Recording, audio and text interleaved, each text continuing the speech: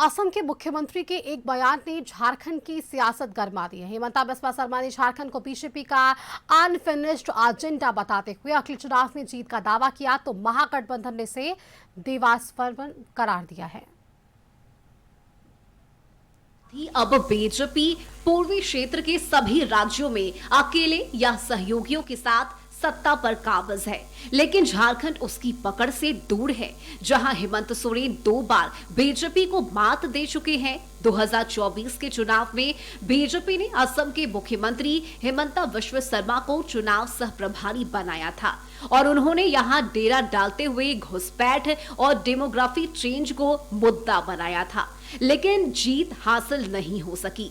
अब एक बार फिर से हिमंता बिस्वा शर्मा ने झारखंड को लेकर बड़ा बयान दिया है।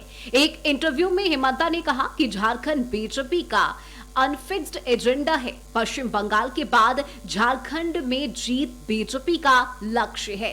झारखंड में डेमोग्राफिक बदलाव हो रहा है और यहां मुर्शिदाबाद के रास्ते घुसपैठ हुई है।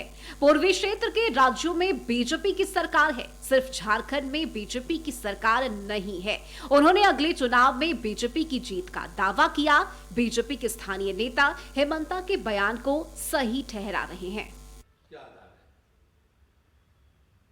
वर्तमान में जो गठबंधन सरकार चल रही है वो बिल्कुल माफियाओं का, भ्रष्टाचारियों का मिलाकर एक सिंडिकेट के रूप में काम कर रही है।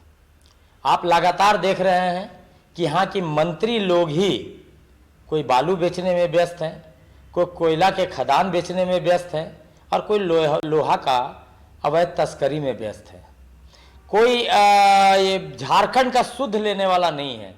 कोई हॉस्पिटल के माध्यम से भ्रष्टाचार कर रहा है तो कोई ट्रेजरी के माध्यम से भ्रष्टाचार करवा रहा है और यहाँ की सरकार और यहाँ के मुख्यमंत्री चुप बैठे हुए हैं। और भारतीय जनता पार्टी को अगर मौका मिला तो यहाँ सरकार ही नहीं बनाएगी, यहाँ की राज्य की एक एक जन की सेवा भी करेगी और अगर वक्त पड़ा तो भारतीय जनता पार्टी जिससे भी अवसर मिलेगा तो जरूर भारतीय जनता पार्टी सेवा करने के लिए तैयार। हिमंता बिस्वा शर्मा और हेमंत सोरेन की सियासी लड़ाई पुरानी है। 2024 के झारखंड विधानसभा चुनाव में हिमंता ने चुनौती दी तो इस साल हुए असम विधानसभा चुनाव में हेमंत सोरेन ने उम्मीदवार उतारे। जेएमएम को जीत भले ही ना मिली हो, लेकिन कई सीटों पर जेएमएम उम्मीदवारों ने बेहतर प्रदर्शन किया था।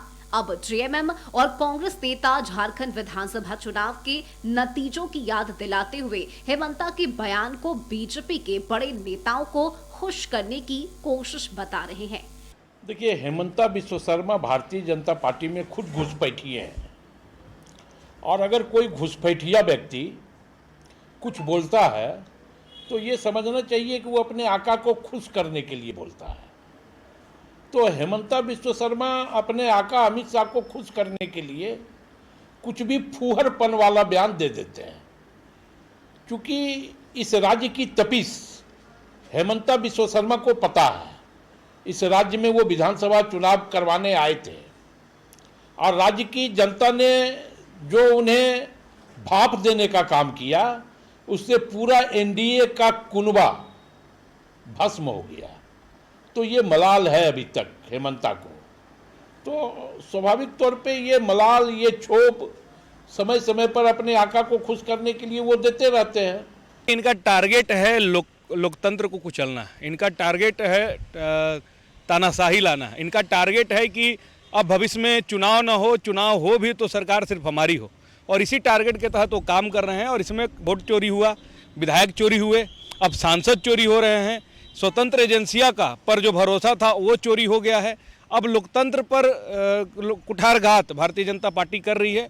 तो ये इनका टारगेट है कि 1 नेशन और नो इलेक्शन, ये इस दिशा में कदम बढ़ा रहे हैं। ये तानाशाहों से भी ऊपर की स्थिति में अपने आप को लेकर आ गए हैं। झारखंड चुनाव में अभी लंबा वक्त है। 2029 तक सियासत कौन सा मोड़ लेती है और क्या समीकरण बनते हैं, इसके लिए अभी इंतजार करना होगा। कशिश न्यूज के लिए रांची से कैमरा पर्सन लाल बाबू के साथ राजीव मोहन की रिपोर्ट। वक्त फिलहाल एक छोटे से ब्रेक का, जल्द लौटेंगे।